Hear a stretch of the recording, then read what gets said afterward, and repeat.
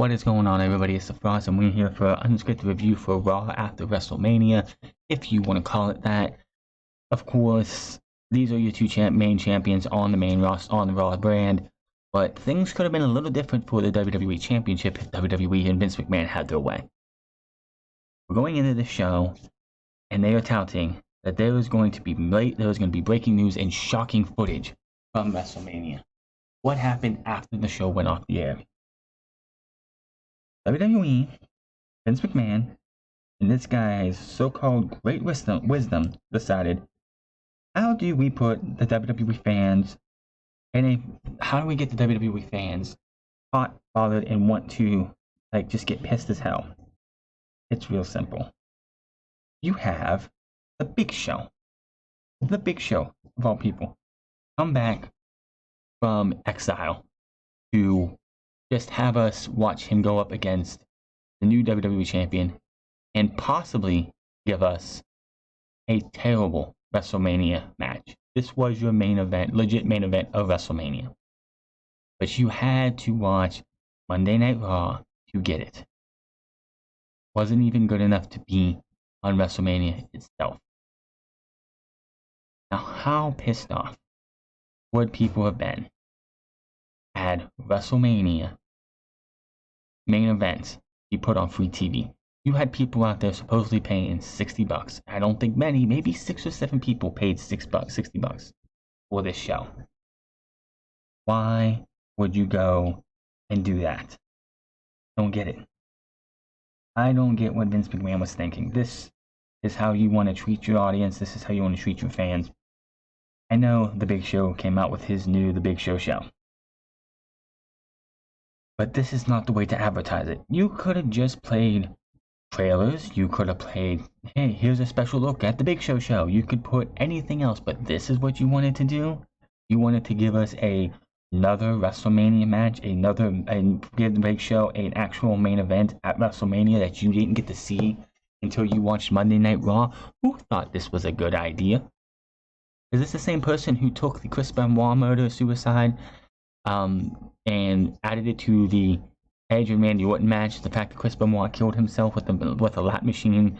Let's have them recreate that in their own vein at WrestleMania.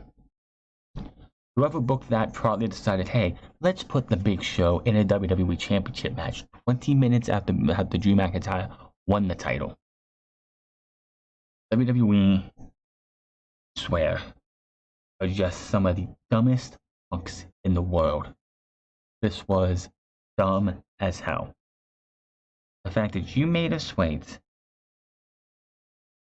around 24 hours to almost pull the rug out from underneath Drew McIntyre just because, hey, Big Show's got a new TV show on Netflix, we have to promote it. That's not the way to do it. Other than that happening tonight, we had the return of the 300-pound tub of lard, Nia Jax, who is irrelevant as possible and is not going to do anything. And my thoughts of why Becky Lynch kept the title on Saturday. Bianca Belair makes her main roster, full-time main roster debut, and cuts one of the worst promos that they have ever had somebody cut in front of an empty arena in one of the worst ways possible. Highlights from WrestleMania, which we see every single year. So WWE got away from doing, well, here's a match at WrestleMania from 8 years ago that nobody cares about now because it was 8 years ago, or here's a match from the Royal Rumble from 5 years ago that has nothing to do with today's wrestling. The WWE got away with not having to do hey, here's a replay of a match that has crowd. Another thing. Everybody remember that when they did the draft, and it went from Alexa Bliss and Nikki Cross being on Raw to Alexa Bliss and Nikki Cross being on SmackDown. They are the WWE Tag Team Champions now. They were brought over and were like, how is this possible? Why is this allowed? Well, it was it was for a future draft pick. Well, that future draft pick turned into Apollo Crews. Apollo Crews, who hasn't done anything on SmackDown in a while. The last thing Apollo Crews did was tease a heel turn on Chad Gable when Chad Gable and Apollo Crews were being jobbed out to Sheamus week in and week out. So what did they do? A guy who hasn't done anything on SmackDown since he was brought over there has been jobbed out left and right. He comes over, faces Aleister Black in a match that goes 3 commercial breaks, which is 3 segments. And the match goes probably 25 to 30 minutes. I mean, don't get me wrong. I have no problem with Aleister Black versus Apollo Crews if they both were built up as people we should care about. But they haven't been. Aleister Black, of course, has been. He's one of these guys on the higher up list for Paul Heyman. But the fact that they had Apollo Crews go out there and last 3 times longer than Bobby Lashley did at WrestleMania tells me 2 things. 1, Bobby Lashley is very, very low on the totem pole in WWE. If he couldn't last 8 minutes with Aleister Black, while Apollo Crews, who has been irrelevant for so long, lasts probably a half an hour with Aleister Black, tells you that Bobby Lashley is not a high priority in WWE. I know the guy wants a match with Brock Lesnar at SummerSlam or some other time. I don't think that match is going to happen. WWE has soured majorly on Bobby Lashley. The only reason he was even at WrestleMania was because his on-screen wife, Lana. That's it. That is it.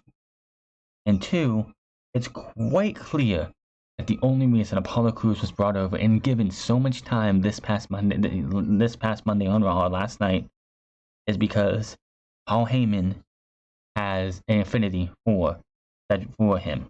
But then I have to ask you, ask Cedric Alexander, ask Ricochet, how well did Paul Heyman being high on the list for Paul Heyman work out for them?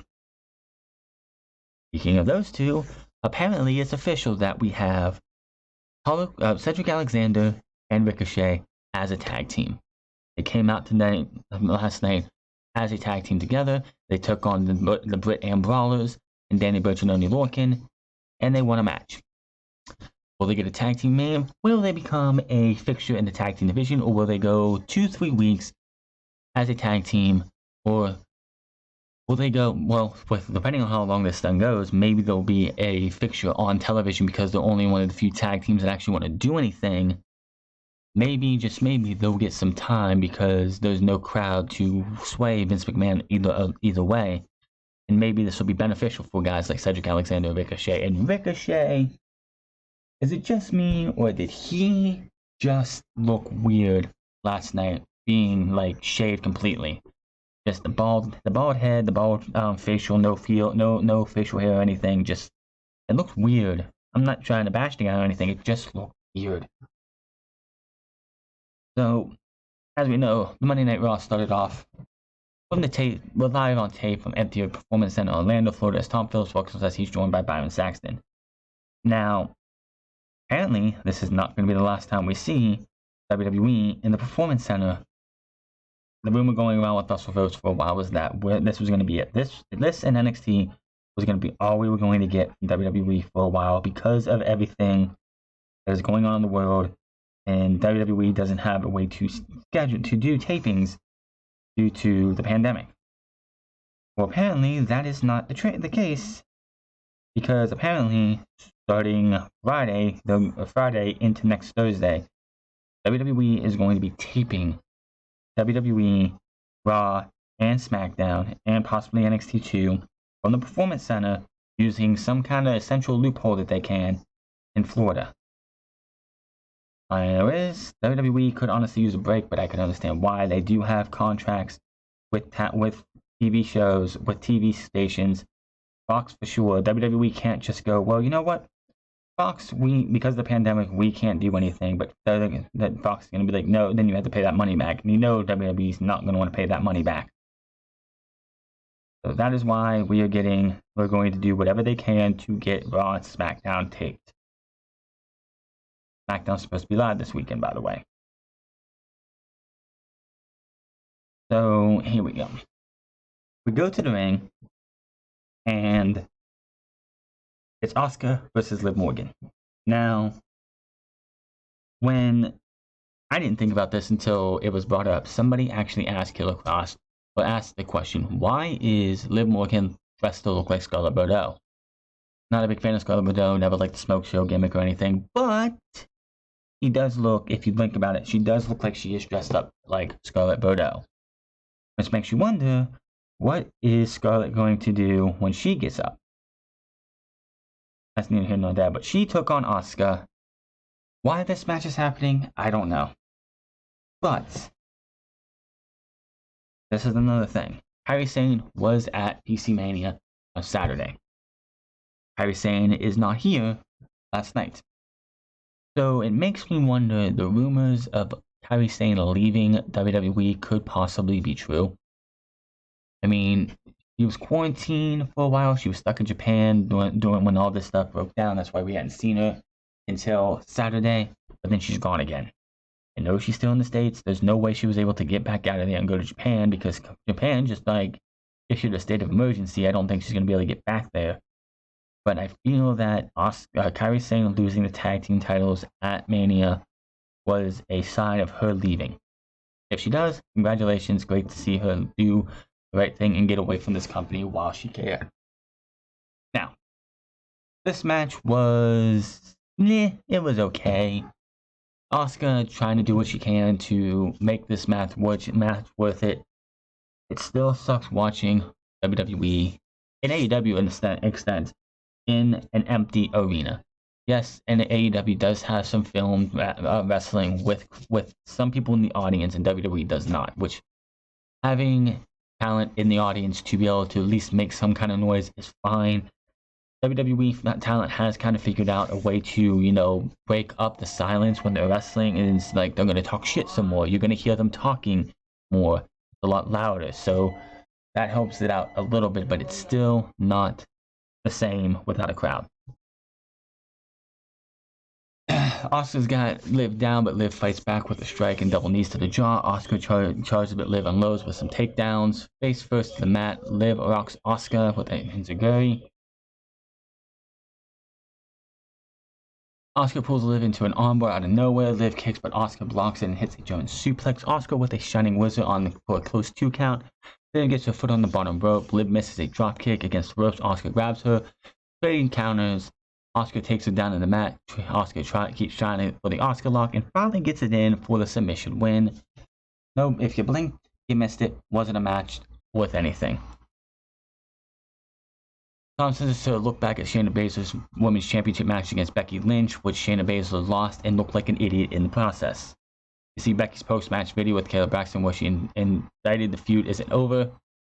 We also see a backstage pre-recorded video from Baszler, who keeps repeating the joys of victory and the agony of defeat over and over and over until she finally says, "The thrill of victory, and Becky, for your sake, you are going to feel my agony of defeat."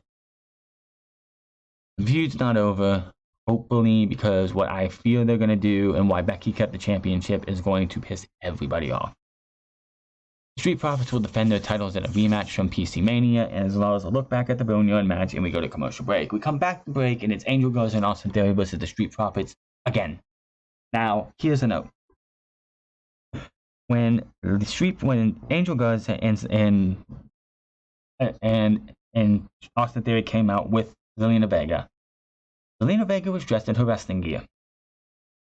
Tell me the last time Zelina Vega came to a match where she wasn't wrestling, where she was just a manager, where she came in her wrestling gear.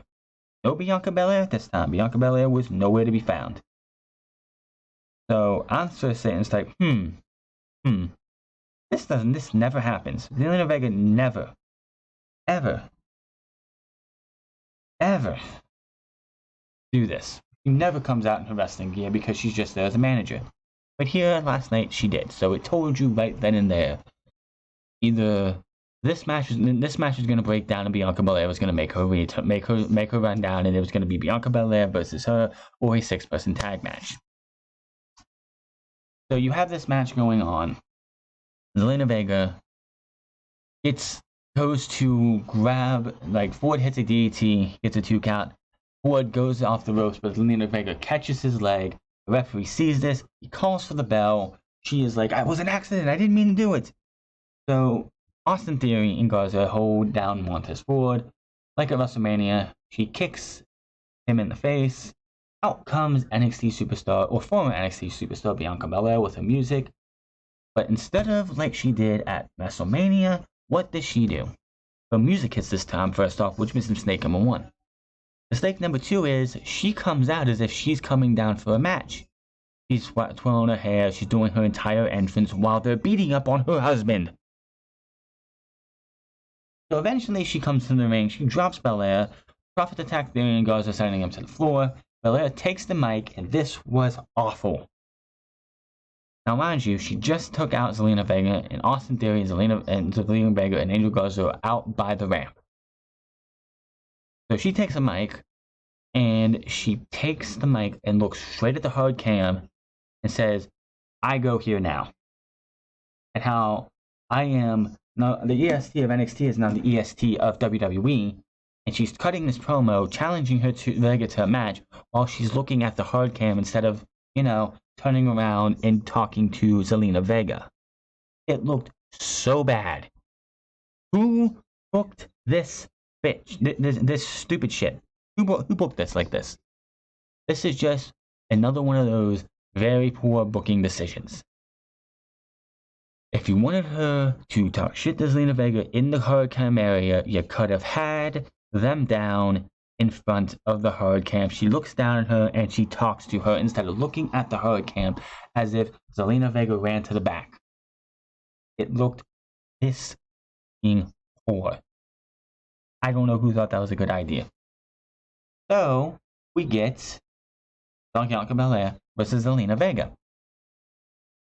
It's the same. It's a different verse. It's a different verse, same as the first though. They have themselves a little bit of a match. Austin Theory tries to get involved. Montez Ford goes over there. They start brawling. And then he throws Austin Theory into the ring. They start brawling in there. Match gets thrown out. They clear the ring. Montez Ford grabs the mic and proposes, "Since my boy is here, my lovely wife is here, let's make this a family affair. Us three versus you three, 6-person tag match." So what do we get? The Street Profits and Bianca Belair versus Zelina Vega, Angel Garza, and Austin Theory. Why did we need the Zelina Vega, Bianca Belair match? Somebody explain that one to me. I'm trying to rack my brain. Why did we need that match? You could have saved us 3, 4, 5 minutes if all you would have done is said, "Well, you know what? You want to do that? How about we go and we have ourselves a 6-person tag match?" You didn't need the Zelina Vega and Bianca Belair match at all. You could have took that time from that match and just added it to the 6-person tag match, and you would have saved us all that waste of time. WWE just needs to, it's just one of those things. They could have cut out the entire Bianca Belair match and had her come out, hack Zelina Vega, and Montez Ford could have got on the mic and said, "Listen, this match, that's not how we're going to do this. My wife's here, my boy's here." They could have cut the same promo and said, "You know what? Let's make it a 6-person tag match." Gave us a 6-person tag match, and we move on. But no, they gave us a Zelina Vega Bianca Belair match that went the exact same way as the match beforehand. And the match for the 6-person tag match was just... It's really hard to even say these matches are any good because it's just, what you're missing from these, and the crowd is definitely that. Bianca Belair making her debut the night after WrestleMania would have been a huge pop. No, her making her debut at WrestleMania, attacking Zelina Vega and celebrating with her husband and Angela Dawkins would have been huge for a reaction. Unfortunately, as you see, this is what we get. Let's see, Belair gets a tag and comes Vega as well. Belair unloads with a backbreaker, then slams Vega on the mat. He knocks Theory off the mat and lands on Vega with a Q count as Garza makes the save, pulling her off with her leg. Theory super kicks Ford on the floor. Dawkins then levels Theory. Dawkins chases Theory to the Garza to the back. Belair slams Vega to the top turnbuckle with a sort of modified glam slam. She had the glam slam. Instead of slamming her to the mat, she slammed her into the turnbuckle. It hits the KOD, 1, 2, 3, and the Street Profits and Bianca Belair win. These these shots from Aleister Black's win over Bobby Lashley at WrestleMania 36 Night 2. We also see post-match video of Charlotte Caruso interviewing Lashley. Lashley said something makes him feel like a new management or a new wife. Lana interrupts and asks what are they talking about, and all smiles. Lashley just walks off. Lana looks confused and asks Charlotte Caruso what she did to her husband. So, you mean to tell me you spent like October, November, December, January, February, March, and April with these two as going from an affair to a married couple to they're already starting to break them up. You wasted our time with some of the worst television in 2019 and the beginning of 2020 just to already break these two up? Or getting ready to break these two up? Why? What was the fucking point then? Why? Aleister Black versus Apollo Crews. Aleister Black's out. He's seen in the corner. Apollo Crews makes his way in. Tom says Crews is now on the Raw brand based on the draft picks that were about to expire. Crews and Black, which of course was, if you remember, during the draft, if I haven't mentioned this already, Alexa Bliss and Nikki Cross were on Raw, and then they were put on SmackDown because Raw got a draft picks considerations. So SmackDown got 2 superstars, Raw got 1. I'm sorry, shouldn't that be 2 superstars for Raw, 2 superstars for SmackDown? Or is Bianca Belair the other draft consideration? Somebody tell me, because it makes no sense why you would have Apollo Crews again. The dude is been irrelevant, hasn't done a damn thing on SmackDown since they brought him over from the draft. Yes, he teased the heel turn, which of course got nixed when this entire pandemic crap started. I'm pretty sure they would have had, if everything would have went to plan, I'm pretty sure it would have been Chad Gable versus Apollo Crews on the pre-show, a piece of WrestleMania in Raymond James Stadium, but of course that didn't happen. So these guys have the longest match, I think, in Aleister Black's career in WWE. This thing went 3 commercial breaks, 3 segments, at least 30 minutes, it felt like. But in the end, they have a lengthy match, but in the end, it's just like every other match. Apollo Crews eats the Black Mass. 1, 2, 3. Aleister Black wins. I would have been fine with this match. I would have been more hyped for this match if Apollo Crews wasn't such a booked loser. But he has been. He has been booked as a loser and a irrelevant person for years. He was brought up to NXT way too early. Hasn't done a damn thing since being brought up from NXT. And now I'm supposed to take him seriously? I'm supposed to take all this serious? Give me a break. So, Aleister Black beats a Crews, and we move on from there. We get a look back at the last man standing match between Hall of Famer Edge and Randy Orton at WrestleMania 36, which of course Edge won with controversy. Multiple controversies from the length of the match and how boring it was, disappointing, to the Chris Benoit spot. Cedric Alexander and Ricochet versus the Brit and Brawlers, aka Oney Lorcan and Danny Burch. Back and break and outcomes for Cedric Alexander and Ricochet. They are actually coming out together with the ring with, I believe it was Ricochet's music, I'm pretty sure. So this one was a pretty good match for what it was. You had Aleister Black, Ricochet, going out there, doing everything they can, trying to establish a tag team. Danny Burch and Oney Lorcan, we know what they can do in the right situation. The Apollo Crews and Aleister Black match could have been cut down, and this match should have been given a lot more time. These 4 guys go out there. I guarantee if you give these four guys free reign to do what they can do, this would have been one of those matches, especially in front of a crowd, that would have been leagues better than anything you've seen. That wasn't the case. Cedric with the neuralizer on Lorcan. Cedric runs and dives out, taking Burch back down to the floor. Ricochet drops Lorcan in the middle of the ring, hits the recoil, 1, 2, 3. They celebrate. We go to replays. Great to see these guys going out there and getting something. I am going to say that. Hopefully, with the fact that everything is going on, we see a lot more of them, and they're actually winning matches, and they're actually getting longer matches. Give Cedric Alexander and Ricochet versus anybody 10, 15 minutes, and that's a good portion of an hour on these shows. Back from break, and we go to look back at WrestleMania 36 between Seth Rollins and Kevin Owens. We see a video of earlier in the day. Owens says his career has been hell for the past 5 months, ever since he and Rollins started this thing. How he talked about how he kept getting beat up by multiple guys to the point he was asking himself if it was worth it. Then he jumped off the side at WrestleMania, took Rollins back in the ring, hit the stunner for the 3 count, and he got his answer. It was all worth it. I got my WrestleMania moment, he says. Now it's time to move on to bigger and better things, but what is that? Should he go back to being a prize fighter, or should he keep stunning people?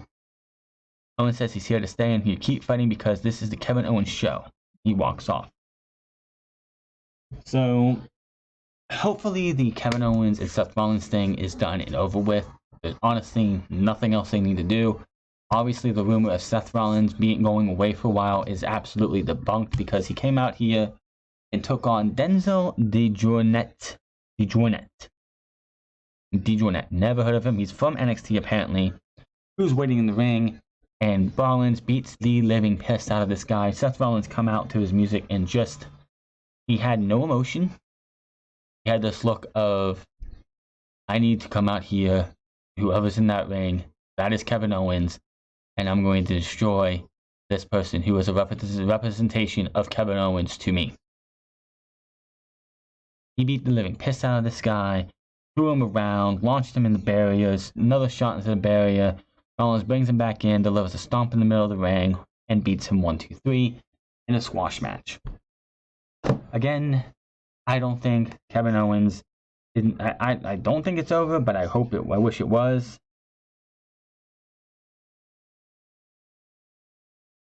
So after the squash, his music hits, and then we get an advertisement for the most unneeded, useless piece of walking trash known as Nia Jax, who makes her return to squash Deonna Purrazzo. And I feel bad for Deonna, who has all the talent in the world, hasn't been used in NXT whatsoever. This woman could probably be a big name in WWE in the women's division if they gave a shit about their women's division, but we know they don't. She has to come out here and toggle with a 250, 300-pound tub of lard in Nia Jax, who has been gone since WrestleMania, the night after WrestleMania last year, if I'm correct. And when I know something, I haven't missed her. No one else has missed her. Nobody missed Nia Jax whatsoever. The only reason Nia Jax has ever been put on a pedestal and has ever done anything in WWE, won the Raw Women's Championship, had an awful title reign, was simple. She is cousins with The Rock. That is it. She is a cousin and a family member in the Ottawa family, in The Rock's family. That is the only reason she is in this position.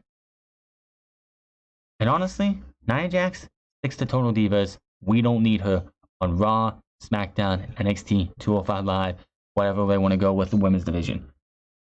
So she comes out here and beats the living hell out of Deonna Purrazzo. And then she hits her with the Don't Look Down, aka the Rampage, aka a scooped up, holding up DDT. And then Paige comes out and says, you don't ever use a person's finisher as your own unless you give that to them. And she says that she, quote unquote, gave Nia Jax her finisher, and she absolutely killed it. I don't buy that for a minute. Nia Jax probably had to go because I'm sure Paige walked up to Nia Jax and was like, hey love, here's, I know you're coming back soon. I think you should use my finisher because I can't use it anymore because I can't wrestle. First off, that isn't even the finisher anybody goes with when it comes to Paige. It's the Paige turner, and it always has been the Paige turner. The Rampage was something she added on the main roster. By the way, I like Joseph Connors better to use it when he called it the Don't Look Down in What Culture Pro Wrestling. I'm sorry, not Don't Look Down, the Righteous Kill. It was the Righteous Kill DDT, not the Don't Look Down. That's his finisher he does now. Righteous Kill. That's exactly what that was. But After the match, Jax, she stands tall on Maze. We go to replays, and that is that. I don't care. Nobody cares. Nobody missed her. And here's the problem. Becky Lynch kept that title because they're going to give it to Nia Jax, didn't she? That's the only thing I can figure. Who else is there on the main roster? On Raw? I mean, Bianca Belair, yes, she just made her debut. And I would take that feud over Nia Jax any freaking day. But I just have this feeling in the pit of my stomach where Nia Jax just came back. Becky Lynch has no challengers to face. Why would she not face off against Nia Jax? And WWE is going to do the one thing they should never do. They're going to try and appease the Rock's family with, if this was in front of a crowd, if Nia Jax takes on Becky Lynch, and if you see, here's how you know Nia Jax is going to win a match if it's in a big crowd, in a big pay-per-view or something. When they pan over to The Rock's mom and The Rock's mom is there, you know who's winning the match. Because WWE has to do everything they can to appease The Rock, because no matter how much WWE upper brass is like, we don't need The Rock, we never needed The Rock, they're lying to you. They want to try and appease The Rock because they have him somewhat back in the fold, so maybe they can call him up and it's like, hey, Rock, you want to come back and work? Nia Jax doesn't deserve any time that she's been on here. She's hurt people, she sucks in the ring, can't cut a promo to save her goddamn life, is talentless as fuck. And I don't want to see Nia Jax again. Never missed her, not gonna miss her. And she did not, like, her being away from the women's division actually helped the women's division. Did this prove that this is good? She's going to be that missing piece that helps that women's division become better than it was? No, she hasn't. We look back to the Boneyard match with Undertaker's win over AJ Styles. There was a lot of speculation going around because the Undertaker on Instagram posted a picture of him sitting in the area where they did the Boneyard match. Just what I want to say. Just sitting on a stump. He's just sitting on a stump, and he said in the caption, "It was a wild ride." Now, clearly, the Boneyard match killed the Dead Man gimmick. Dead Man gimmick, I do not want to ever see again. It also made it possible so if the Undertaker wants to call it a career with the Boneyard match, which is a perfect fitting end to his career, if he wants to do that. Now he can come back and it's like 2021 at WrestleMania in California. It's going to be the Undertaker going into the Hall of Fame. He can come out as the American Badass as he was, or Big Evil, and he can talk like a normal person. He doesn't have to sit there and try not to hide. We can go to the Hall of Fame this year, and you can actually see the Undertaker in the crowd because he's not being that Dead Man gimmick anymore. I would not be surprised if that was his final match. If it was, that is fine. If it wasn't, that's the type of match he needs to be in from here on out. They can overproduce it. They can take 8 hours to film it as long as it makes him look good and his opponent look good. That's exactly what they did, and that's what I want to see them do from here on out with The Undertaker if they want to use him at all. Humberto Carrillo took on Brendan Vink. NXT got a lot of love this Monday. A lot of love. You had Oni Lorcan and Danny Burch. You had Deonna Purrazzo. Bianca Belair made her Raw debut. Brendan Vink was here. Just NXT men and women getting some shine on the main roster because a lot of the main roster talent does not want to work during this pandemic, or they can't work in case of like a Rey Mysterio who was quarantined during this entire time, and maybe with the fact that it has been a couple weeks, maybe he'll be on quarantine, maybe he can be back at the next set of tapings next week, who knows. So, Brendan Vink, who I've never heard of whatsoever, has no credit to his name, nothing that makes me want to say that this guy was going to have a chance to beat Humberto Carrillo in this match, even though he threw Humberto Carrillo about every once in a while. I am fine with the fact that Humberto Carrillo won this match, but here's the thing. It's a guy from NXT. It's not a Roderick Strong, or an Adam Cole, or a Kyle O'Reilly, a Bobby Fish, a Velveteen Dream, a Johnny Gargano, a Tommaso Ciampa, or somebody that we actually give a shit about. This guy is a nobody who has almost no time on roster on Monday night on NXT. If this guy comes out there on NXT, starts racking up the wins, starts being a presence on TV, and then he comes to Monday Night Raw and then loses, then it's a big deal.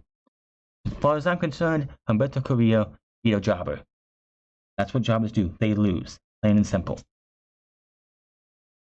Back from break, and we get a look back at Charlotte Flair winning the NXT Women's Championship from Rhea Ripley in the most selfish, egotistical moments of the weekend. Charlotte Flair was gifted the NXT Women's Championship because WWE and Vince McMahon's delusional mind thinks that Charlotte Flair is going to bring in the ratings to beat AEW. One problem, Vince. Charlotte Flair is not a ratings draw. How many times between WrestleMania, between Royal Rumble and TakeOver Portland did Charlotte Flair show up on NXT? 2, 3 times? How many times did NXT beat AEW in the ratings? Oh, that's right, they haven't this year. Yes, you could have Charlotte Flair come down to NXT, and they might have a high-rated segment for Charlotte Flair, which I doubt. But that's one segment. Is Charlotte Flair going to be on TV from start to finish every single week? No. Is Charlotte Flair going to be in 3-4 segments every single week? No. So again, tell me, what does Charlotte Flair winning the NXT Championship and going to NXT do for the NXT Women's Division? It takes it, and it's funny because everyone was saying when Shayna Baszler, there were people actually celebrating the fact that Shayna Baszler, who has been booked as a female Brock Lesnar type person and killed everybody in the Elimination Chamber, gets beat by Becky Lynch in one of the dumbest ways possible. People were celebrating because to them she held down the NXT Women's Division. You motherfuckers haven't seen anything yet. Charlotte Flair is going to beat each and every person on NXT. In the totem polls for NXT, and the fact that Charlotte Flair is on there. Charlotte Flair, say there's 1 through 10, maybe there's 10 rankings. Charlotte Flair is at the 10th spot because of her standing in the company. Everybody's at 6 or lower. There is nobody on that roster that is going to stand a chance to beat Charlotte Flair. Not Io Shirai, who's probably going to be leaving anyway. Not Candice LeRae, Casey Catanzaro. They just moved Bianca Belair to Monday Night Raw, so that's not going to happen. Maybe Rhea Ripley, if they wanted to give her another chance, like at the next TakeOver, whatever that's going to be. Who knows? All I know is Charlotte Flair, who, by the way, is supposed to be on both Raw and NXT, which makes no sense whatsoever. That's another thing. They think that because she'll be on Raw and NXT, people are going to want to watch her on both shows. That's the problem. That's leading to overexposing Charlotte Flair. This is another problem. This is why we needed a brand split in the first place, because you don't want to see Monday Night Raw have Seth Rollins versus Kevin Owens, and then we get the SmackDown and it's Seth Rollins versus Kevin Owens versus Ricochet. Or then Monday Night Raw the next week, it's Kevin Owens versus Ricochet, and so on and so forth, where we get rematches from Raw on SmackDown. That is why we needed a brand split. But now that you have Charlotte Flair on 2 brands at once, it's just going to lead to people not wanting to see her more often. And that's going to turn people off to where people aren't going to give a shit about Charlotte Flair, to the point where a lot of people don't really give a shit about Charlotte Flair as it is. And here you go. Charlotte Flair on Monday Night Raw and NXT, and the ratings are going to continue to go down. And you wasted a title reign for Rhea Ripley, who had one of the best babyface pops in NXT when she won that title, and everyone got in the ring and celebrated with her, and you threw it all away because nothing you do is going to help you in the ratings for NXT, especially right now. Especially with everything that's going on in the world and the fact that we don't have a live crowd and people are not watching either one of these shows really. Have you noticed the ratings have gone down for both of them, even though NXT is way lower than AEW? Charlotte Flair is not going to make a difference. This week's NXT is going to be the TakeOver special, where you're going to have Johnny Gargano versus Tommaso Ciampa in an empty arena fight. So what is NXT going to do? Like, it's just funny how WWE and Vince McMahon thinks that Charlotte Flair equals ratings. There is no proof in Monday Night Raw ratings that Charlotte Flair is a ratings draw. There is no proof when she was in NXT, building up to take over Portland and on the way to WrestleMania, that she is a ratings draw. She is actually somebody that gets the ratings to go away. So WWE can think all they want that Charlotte Flair is a ratings draw. You know it, I know it, everyone knows it, that's not happening. So that is that. You see Carla Russo backstage with Charlotte Flair after WrestleMania 36. She dismisses Charlotte's congratulating message and cuts her promo about how it's the women that make the title, not the other way around. She said that she is two-time NXT Women's Champion. Said Rhea Ripley was all right, but she does what every other woman in WWE does. They bow down to the queen. She ends the interview with a woo. But okay, so all the other women bow down to you. What does that say about Bayley, who beat you for the SmackDown Live Women's Championship and is still Women's Champion to this day? What's that say about Becky Lynch, who beat you who beat you for the championship at WrestleMania, and the only reason you beat her for the SmackDown title at the time that you did was, that's simple, because you had Lacey Evans come in and hit a woman's right.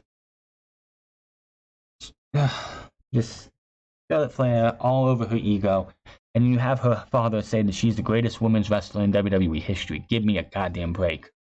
Trish Stratus is 3 times the women's wrestler in WWE history that Charlotte Flair will ever be.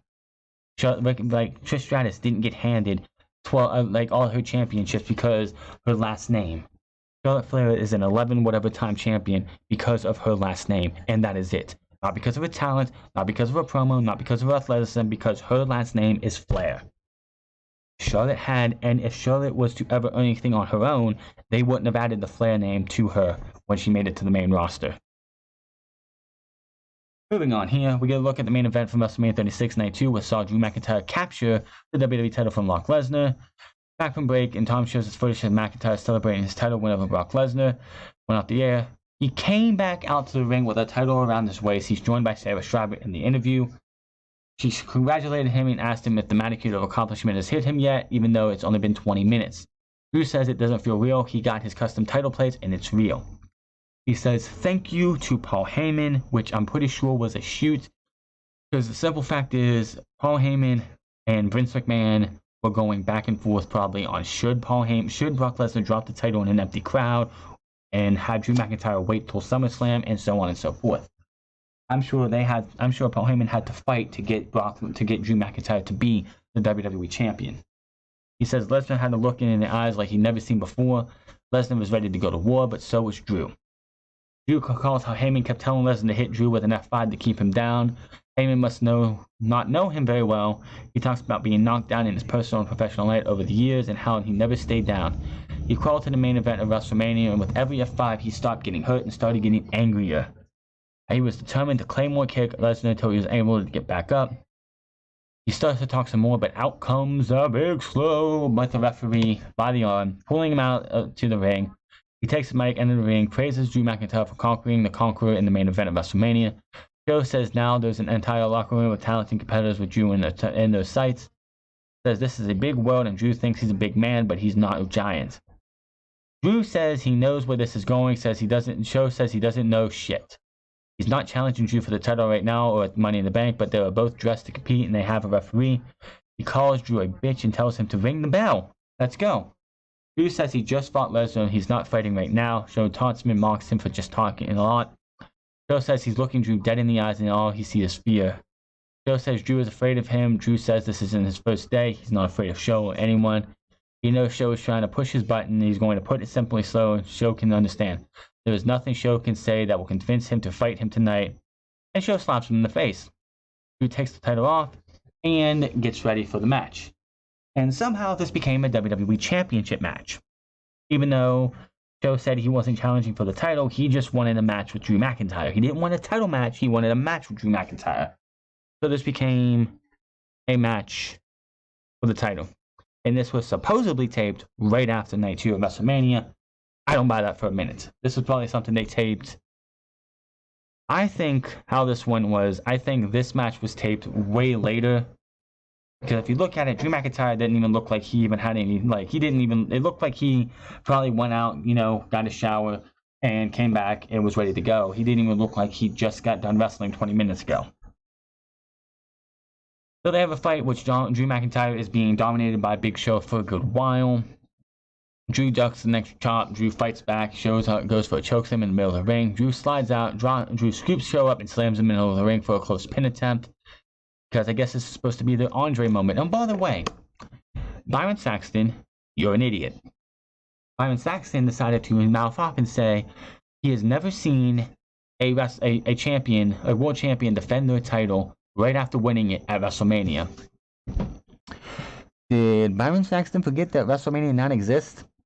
You know, WrestleMania 9 where Yokozuna lost the WWF Championship to won the WWF Championship from Bret Hart. Hulk Hogan came out and Yokozuna challenged Hulk Hogan to a match for the WWF title right then and there, and he ended up losing the match. Thank God that did not happen here. Drew gets up and kicked out of time. Joe can't believe it. He's going for the KO punch. Drew ducks it, hits the Claymore kick. 1, 2, 3. Drew McIntyre is your winner. WWE thought this was a good idea. WWE thought this was going to be something that got everybody talking. In a negative way, oh, you're damn straight. This was so bad. This was so bad. First off, why did they have to say this was happening right after WrestleMania? They could have got rid of all the WrestleMania paraphernalia and just made this the go-home show main event. So it didn't look like this was the actual main event of WrestleMania. What were they thinking? I was seconds away from probably tossing my phone out of my hand if they would have took the title off Drew McIntyre. 20 minutes apparently after winning the championship. First off, why the hell did it take 20 minutes? Why did Drew McIntyre? I know, he wanted to go back and get his plates on so he could say they could have his Drew McIntyre plates on there. But why did it take 20 minutes for this to happen? Why didn't they just wait till the night after WrestleMania and this could have been your official Raw After Mania main event? What sense did it make to say, hey, this happened at WrestleMania? You could have had this all taped so it looked like, hey, he's coming out for the main event spot on the first night, the night after WrestleMania, with the championship, with Sarah Schreiber there, and then Big Show comes out to try and ruin everyone's fun. But they didn't do that. They wanted to make it seem like this was taped right after the show went off the air. Sure it did. Because Drew McIntyre walked to the back after winning the title and was like, hey Drew, you need to go out there and have an interview with Sarah Schreiber. Why? This company, I swear. And you know what the sad part is? I wouldn't have put it past them to give Big Show the championship. I wouldn't have put it past them to say, you know what? It was fun while it lasted. It's time to give the championship to Brock Lesnar, not Brock Lesnar, to Big Show, because we like trolling our fans. We love to troll our fans. Thankfully, they didn't do that. But again, I wouldn't put it past Vince McMahon for doing that. And don't sit there and say that they wouldn't never do that. Just like that guy who was on Twitter when Rhea Ripley was taking on Charlotte Flair told me, oh, they wouldn't do that because this is the first time NXT is getting a title defended. Yes, they would, and they had.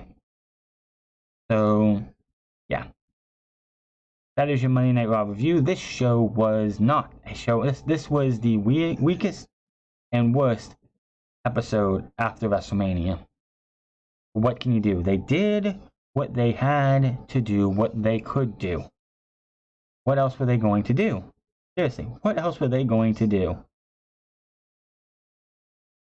So that is it. Hit that subscribe button, comment down below, like or dislike this video. Find me on Twitter at The Fonz Club, find me on twitch.tv/The Fonz Club, and I will see you guys Thursday or so for AEW first round of the TNT Championship Tournament starts with Shawn Spears versus Cody Rhodes. Cannot wait for that match. But I'm getting out of here. You guys have a good one.